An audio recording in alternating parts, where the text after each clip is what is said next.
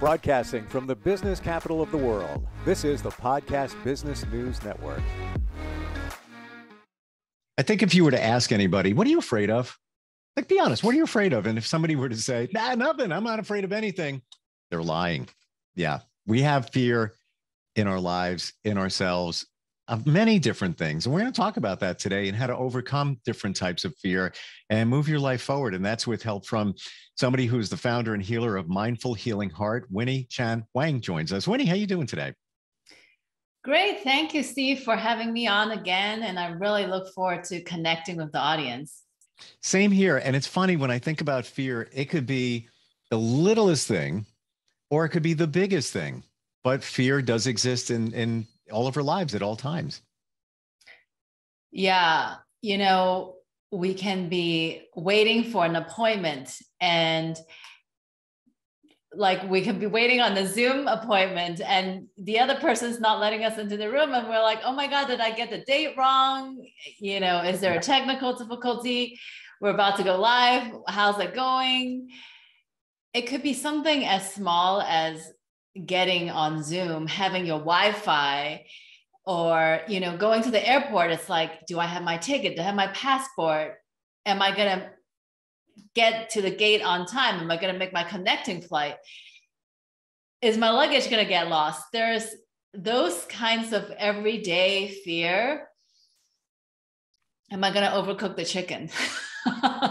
I gotta tell you, I love when we get together because it's like you're reading my mind, and I gotta share with you the first fear. Like when I talked about that before, that clicked in my head was my friend's coming over later. We're gonna barbecue, and I'm thinking, do I have enough gas in the barbecue?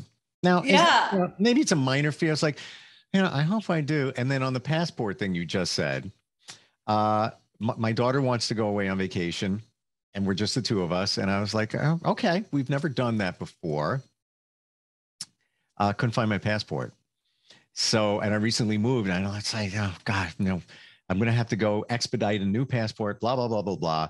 But my fear was, what happens if I don't get it in time? So these are minor fears, but why do we think that way, Winnie? Why are we always like worried? Is it worries or is it fears? I wonder about those two as well.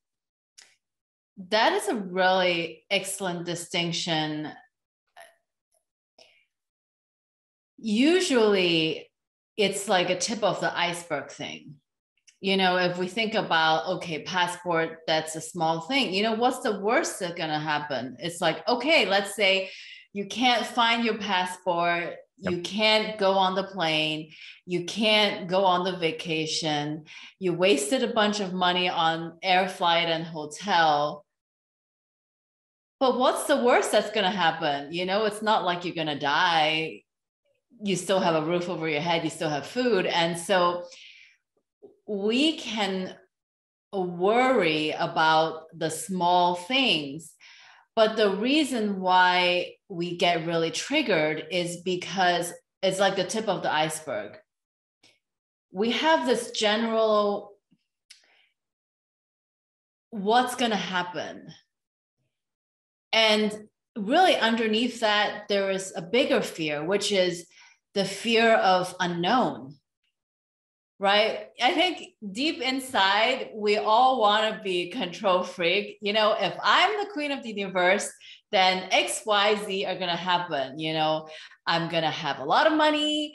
I'm going to have a lot of love. I'm going to have a lot of health. I mean, who doesn't want to have health, love, and money? We all want it. The truth is that we can't always have all of that all the time.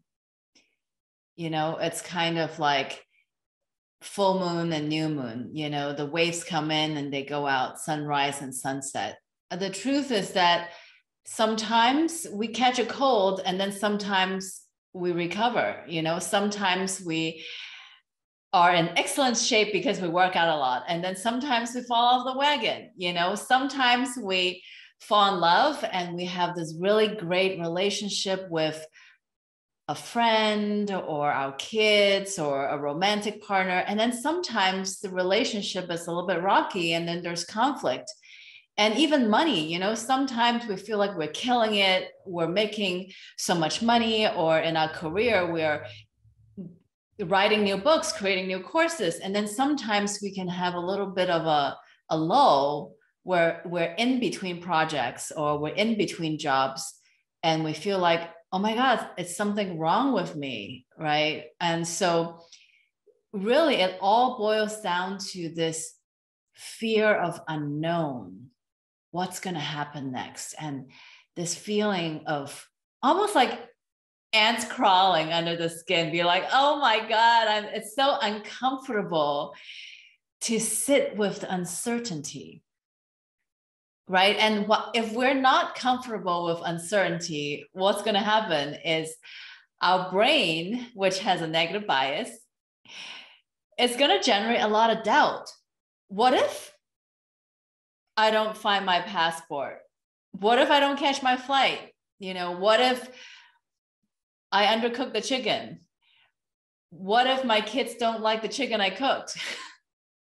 There's a lot of what if, and so our mind becomes preoccupied. It's like a train, like one thought leads to another thought, leads to another thought, leads to another thought, and pretty soon we have entered a tunnel of darkness. Yeah. Yeah. It's like the snowball down the hill. It just keeps getting bigger and bigger. And people tell me, instead of thinking, what if I burn the chicken tonight? No, reframe it, your mindset, to say, I'm going to cook chicken. It's going to be great. I can't wait. There's going to be so much flavor. I'm trying a different seasoning. It's going to be awesome. Reframe it that way, because your subconscious doesn't know how to distinguish between the two. All it hears is the negative. And then it's just like the chain around your neck, like, I've cooked the chicken. I got to find what if I can't find the passport? No, I'm going to find it. Guess what, by the way, I did find it. Oh, congratulations. Thank you. And I looked, and it was in a box that, part of my move, but I almost feel like it was spiritually guided. But I'm getting details, but I started believing I am going to find it. But that's my point. Like, just take it a positive way, because what's the alternative? Why do you want to go negative? Why think about burning the chicken? No, it's going to be great. It's going to be okay. So Steve, you hit upon a nail, which is this mindset shift, right? Instead of thinking what's going to go wrong, what about what's perfect about this situation? Yeah. Right? Can we find the perfection of the situation? And that being said, sometimes we do end up not finding the passport. Sometimes we do end up undercooking the chicken. So one of my favorite quote is, a bird can relax on a branch, not because it trusts the branch not to break, but because it trusts its ability to fly, right? It trusts its own wings. So we don't have to trust that you can find the passport. We actually don't have control over that. We don't have to trust that the chicken will be properly cooked. We don't have to trust that. What we do get to trust is something much deeper. That's the light. That's the truth of who we are. That's the core of our being. That no matter what happens, we'll find a way. There's a way through every block. Yeah.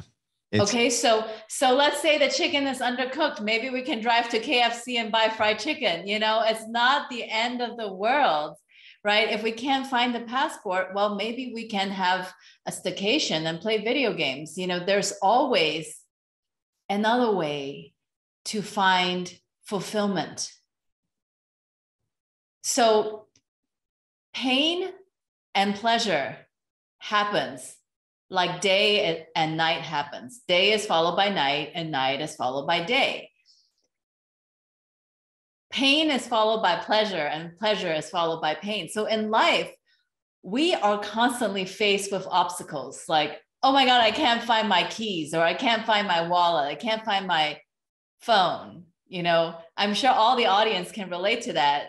at least one time in the last year, you can't find something you need when you need to get out the door and you don't want to be late.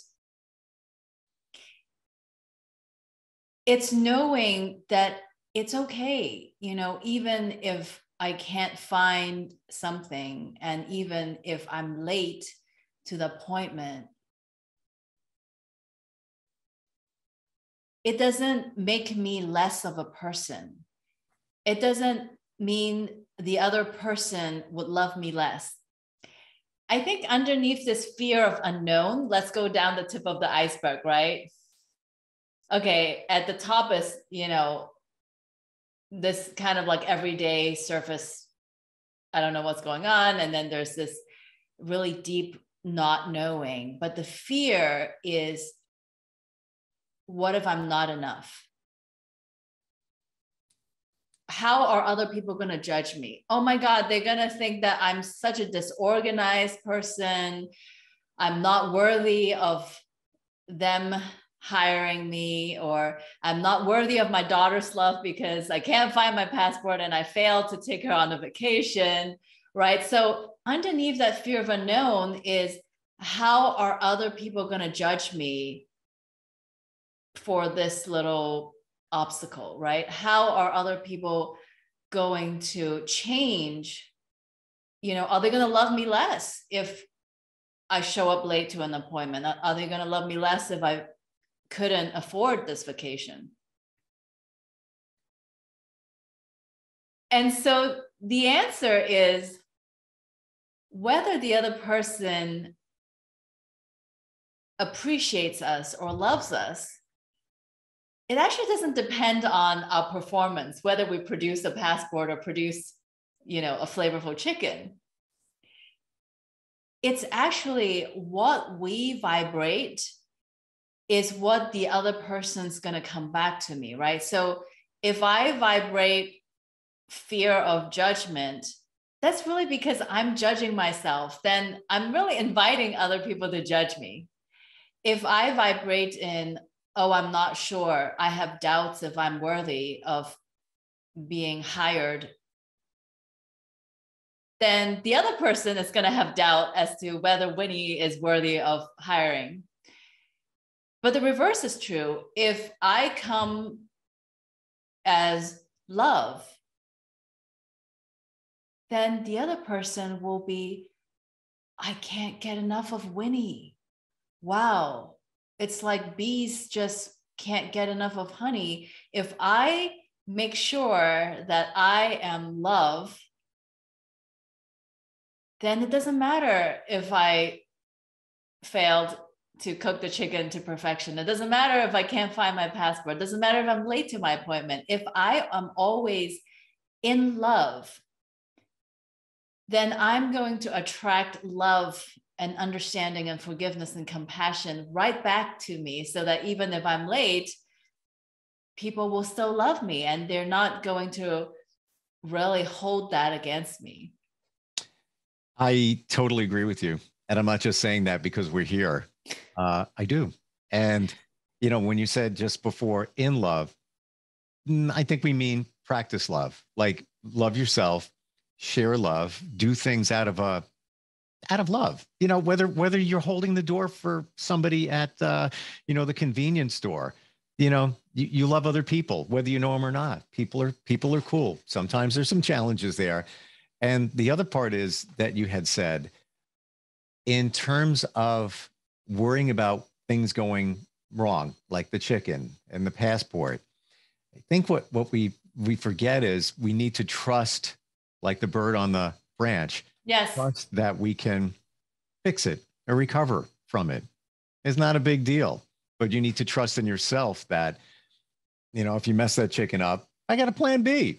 Yeah, no problem. We go to KFC, or yes, we make a different dish with it tomorrow, or I'll heat it up again in the microwave and throw it in a salad. Done. No problem. Same thing with the passport. I was trusting that if I don't find it, I'm going to have to spend a lot of money and expedite one, and, have to go to the post office, blah, blah, blah, blah, blah. There's, work. And there was a piece of me saying, well, what if I don't get it back in time? But I kind of knew that I would get it back in time if I paid. but it's just trusting in yourself that you can pull it off. And I think a lot of us don't trust in ourselves. Yes. So let's really dive into this trust piece. How can we trust ourselves? So some people think that trust needs to be earned. What's your opinion on that, Steve? Do you think trust has to be earned? I'm going to take a second. Please allow. I think it does. I think it does. And I think even within yourself, you need to earn that trust, knowing that you've been through different situations and you could handle them and it all worked out okay. But yes, I don't think out of the gate, you can open the door and say, yes, I trust, even people. And I have friends. I mean, even a friend I met a year ago, he's a cool guy, just, met him at a sports bar. We just kind of hit it off. And now, we all have different friends and we all hang out together. And I've often said, even 6 months into knowing this guy, I totally trust him, but he earned that trust. And same thing, for me, but I think it's got to be earned. Exactly. So one of my favorite book is called The Power of Showing Up by Daniel Siegel and Tina Bryson. And they talk about the 4S. So the 4S is safety, soothe,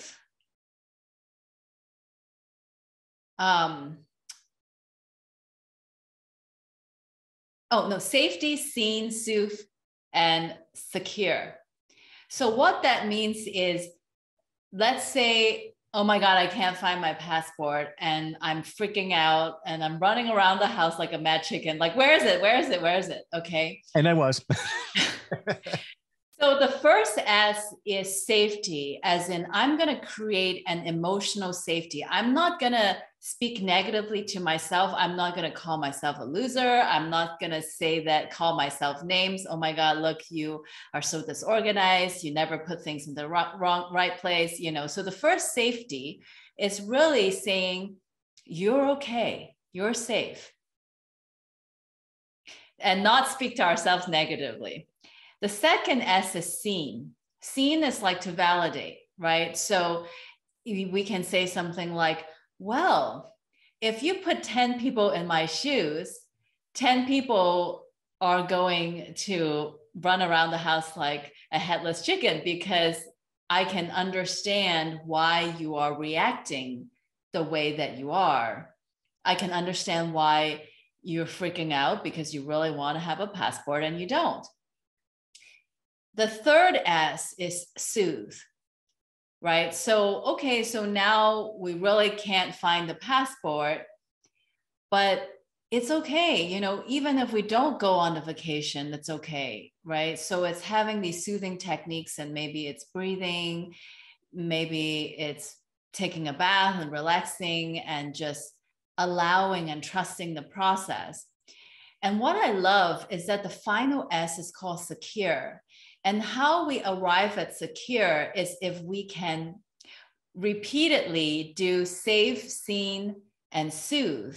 Safe, seen, and soothe. Safe, seen, and soothe. So if we do this over and over and over again, then we begin to build a track record. Oh yeah, it doesn't matter if however big obstacle come in our way, right? Doesn't matter if this feels like the sky is falling. Mm-hmm. I have a track record of being safe, seen, and soothed. And so if I do this enough of times, I become secure. So part of the thing is that if we were parented with the 4S as children, then we would feel secure with our parents and we would feel secure in ourselves. So trust is really hopefully something that we have learned to develop with us in childhood. But just because our parents didn't give us or parent with the 4S, we can reparent ourselves with the 4S. So what I have done is, okay, so it doesn't matter what happens. I'm going to practice safe, seen, and soothe. And I do that enough of times, I begin to trust myself.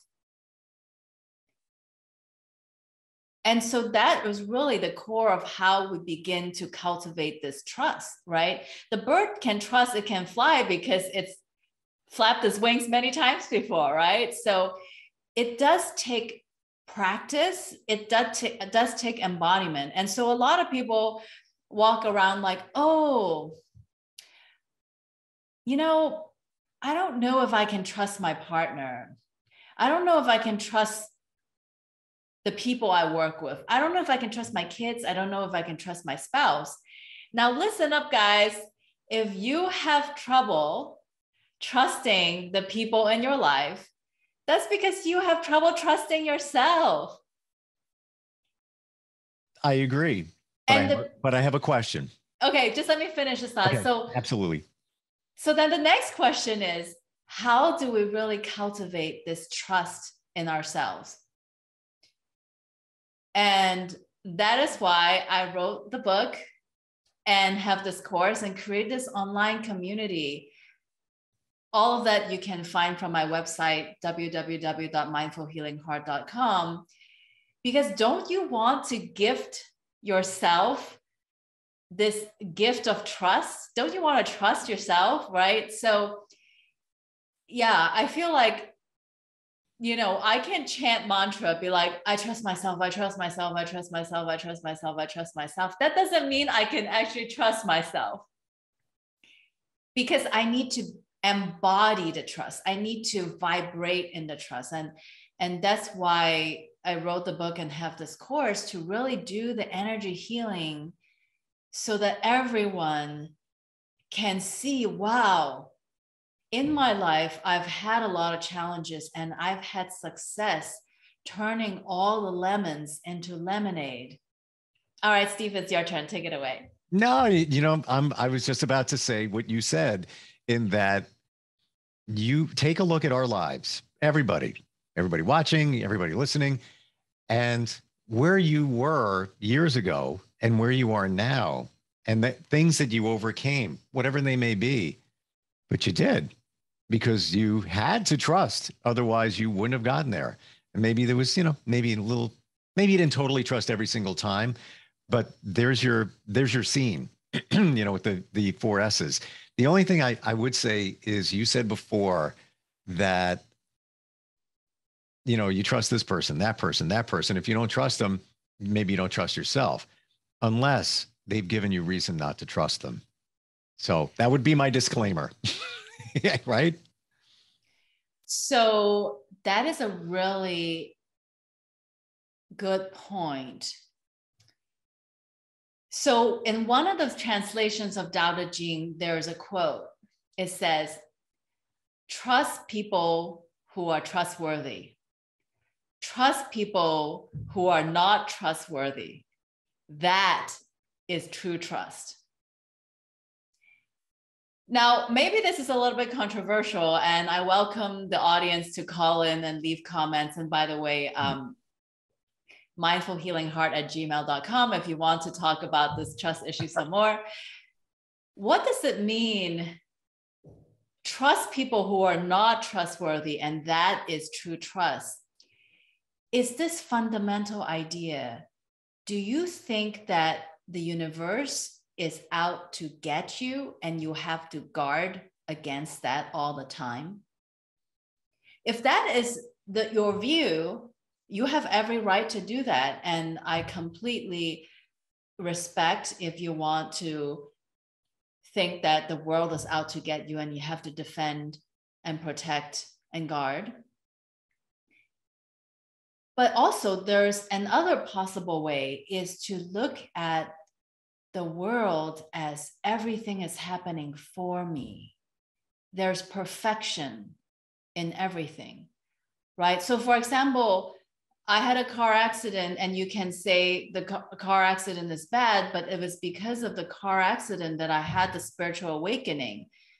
So yeah, I can guard myself and try to prevent myself from having a car accident, but I needed the car accident so that I can have a spiritual awakening, right? I had a labor accident, when I was giving birth to my second child, and it caused a spinal injury. So you can say, oh, maybe I could have done more research on the OBGYN and yada, yada, yada. But really, accidents happen, right? Like we can't really be control freak. And, you know, that's a really tiring way to live, to always be not taking any risks and guarding. Or I can say, I needed that spinal injury so that I would become an acupuncturist and become a medical intuitive, right? So it's, what if we came with the assumption that everything in our lives is happening to our perfection, and that every lesson is to help us serve humanity, right? So I needed the spinal injury, I needed the car accident, I needed all of those things so that I can serve humanity in the way that I do now. So if I want to adopt that, the whole cosmos loves me, supports me, protects me. And 24/7, I'm being divinely guided. And all the time, I'm loved and supported. And I think that the opposite of fear, besides trust, is also feeling supported, feeling like the world's got me, right? And that if I ever need anything, I just ask for help and help comes. I agree. And I truly agree that things happen for you. You might not like it. And sometimes maybe somebody will do something that you might not totally trust them, whatever it might be. But at the same time, it happened for a reason. It's to make you a better person and a better person for other people. It's challenging sometimes to accept that. And if you need help, it's there. I have a friend, talks about money all the time. It's like, I should be doing a lot better. I wish. Well, I said, well, you know what? Have that mindset. It's going to come to you. Think that way. You're not thinking that way. You're like a car going down the road trying to figure life out. Focus on that and it'll happen to you. But yeah, it's, and I know it's such a cliche to say that, this happened to me. No, it happened for you, but it really did. It really did. Yes, yes. And so what I have discovered is every single time I experience fear, every time I feel like, I'm in a dark tunnel, the first thing I do is I apologize to myself. Why? Because I apologize for not knowing how much I am loved, protected, and supported by the whole cosmos. So, I want to invite you, Steve, and everybody who's listening right now, that every time you encounter an obstacle, that the first thing you do is, I apologize for not knowing how much I'm loved, protected, and supported. And I apologize for having given myself the negative information that generated this fear.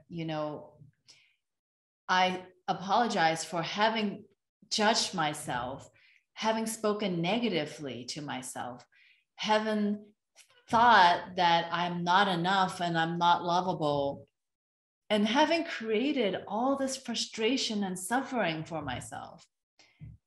This is really why I wrote the book and created the course, because I really want to help everyone give up living in frustration and suffering. We don't get to choose pain and pleasure, unfortunately. It's like pain and pleasure happens. It's just like day and night. But how we respond to the pain and pleasure, if we resist, then we're going to have suffering and frustration. If we open our heart to accept that everything that happens is truly divine love, then wow, every pain becomes an opportunity to purify, and every pleasure becomes very deep fulfillment. And so I like to think that the people who laugh the hardest they also cry the hardest, but not because they're suffering, but just because they process their pain really fast. I like to think that I can process my pain in 90 seconds. Actually, I made this video called the top 5 moves to process any emotion in 90 seconds. And so the idea is just you do these 5 moves and then you can process it. Love it. And by the way, I want to add, you did, and we're at it, like we're actually overtime, but you did the 4 S's before. So I'm going to add a P to the pain and the pleasure. And that extra P is patience. Got to have patience, because all the things that we're talking about, it'll be figured out. And I always say it will be revealed. And you may be going through something like, oh, how did that happen? Why is it me? Why? Tap the brakes and wait to find out. And eventually you will. The website is mindfulhealingheart.com. And you talked about a masterclass for this. Did I hear that right? Yeah, so you can get access to the free masterclass and also the free video for the top 5 moves to process emotions in 90 seconds when you join the online community. So you just click on community and join, and you'll have access. Terrific. Always great talking with you, Winnie. It's your energy is amazing. Your breath of fresh air. We've all been through a lot of stuff, and you keep it moving, and it's admirable. And we all have fear, but let's get rid of some of that fear. We really don't need it. You don't need it in your life. And you know what? You'll find the passport. The chicken will be fine. It'll be okay. That's right. All right, Winnie, thanks a lot. And look forward to catching up with you next time. Are you looking for even more of the podcasts and hosts that you love? The Podcast Business News Network is proud to announce that you now have even more ways to listen live. Check out the MyTuner Radio, online radio box, and Simple Radio apps on iOS and Android, or find us online. Search for Business News Network on mytuner-radio.com, or search Podcast Business News Network on streama.com and onlineradiobox.com/US. Take your podcasts on the go and don't miss a minute of the action.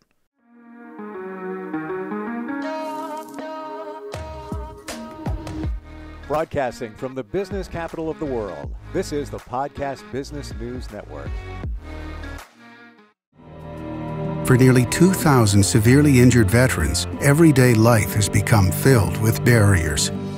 Day-to-day simple tasks can become pretty daunting. I have to carry my chair up 2 flights of steps or have somebody do it for me. What scares me the most is just the falling. When I'm struggling with my house, I think, to have that one great barrier just knocked down, it's crucial. Home for Our Troops is a wonderful nonprofit that builds a mortgage-free, fully adaptive, handicap-accessible house. And there's no catch. It'll be our very first home that we've ever owned. This is a game changer. This is where your life begins again. We need you to join us in completing this important mission. Please visit hfotusa.org and help build homes and rebuild lives. Because of you, everything's going to be okay.